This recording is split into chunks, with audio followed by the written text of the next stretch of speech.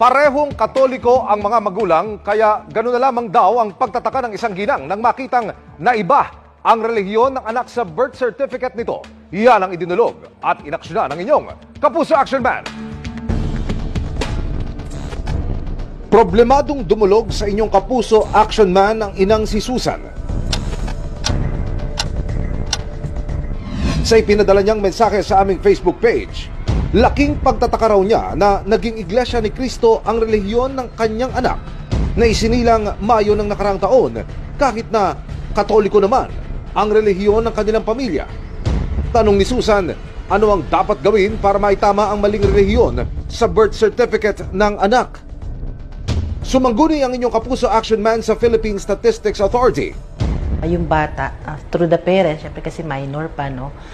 Pwede silang mag-file ng petition for correction under RA 9048. Sa atin po itong mga local civil registrar sa kanyang place of birth para maitama po ito.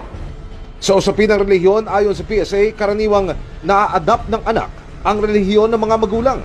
Kailangan nila ng mga proof na talagang Roman Catholic yung kanilang relihiyon. For example, yung mga baptismal records ng magulang, maging proof nila, or yung mga earliest records na may information about doon sa religion.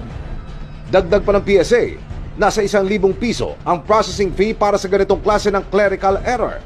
Tinatayang aabot din ng mahigit 1 buwan ang naturang proseso.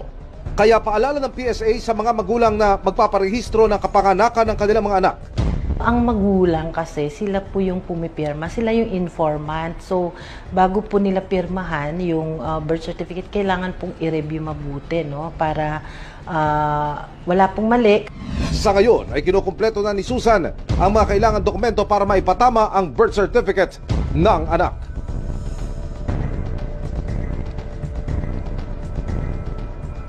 Tututukan natin ang kasong ito, mga kapuso. Para sa inyong mga sumbong, ipadala nyo lamang sa Kapuso Action Man Facebook page. Dahil sa anumang reklamo pang abuso o katiwalian, tiyak may katapat na aksyon sa inyong